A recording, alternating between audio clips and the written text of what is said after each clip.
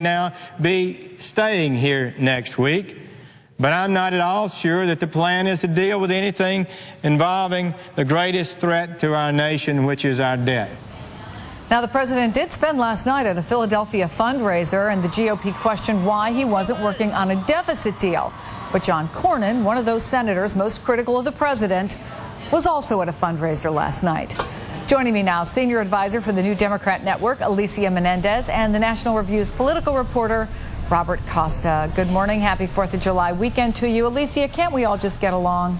Can't we? Apparently not in Washington. And listen, I think the president has a lot of reason to be frustrated with Republicans. He offered them tax cuts back in the spring when they forced a government shutdown, or were threatening to force a government shutdown. He has put everything on the table throughout these budget negotiations, and they have shown an unwillingness to compromise. You know, they're calling this an important issue. It is an important issue in these economic times, but it's not going to put a single American to work. It's not going to keep a single American in their home, and it's time for them to just do what they need to do, put this to bed, and move along. Yeah, can you criticize the president when members of your own party are walking away and saying, I'm not going to be a part of this discussion anymore until I get what I want?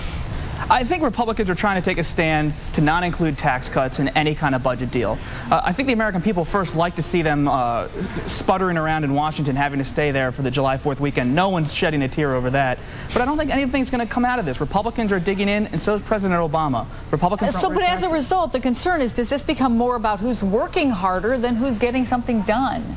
I don't think it's about who's working harder. It's an ideological difference here on solve the debt crisis. I spoke to Senator Marco Rubio yesterday, and he said that the president really disappointed him at the press conference, was a left-wing strongman in his rhetoric. So Republicans are really just throwing these pot shots at Obama, and Obama's also throwing it right back at him at his press conference. And so really I think the political battle here is who's going to win the argument about how the debt ceiling unfolds rather than whether a deal will be cut. Is that what it is about, Alicia? Perhaps. I mean, I think that at the end of the day, the American public wants to see things get done. I think what's interesting to note is when you look at the polling on President Obama, one of the things they like most about him is his ability to work with both parties. They really do believe he's doing that. And so he is trying to maintain that element of support. I think what you're seeing from Republicans is that they are smarting because they are hurt. They are not accustomed to Barack Obama landing punches. You've seen the narrative change in the press in the last few days, where now people are presenting this as a manufactured crisis that Republicans have created and will need to be responsible for. And so I think they were surprised that he had some fighting words. Well, I think both sides need to worry about that. I think people are pretty fed up and they want to see something get done. Alicia Menendez and Robert Costa, on that happy note, thanks for coming in on the start of this holiday weekend.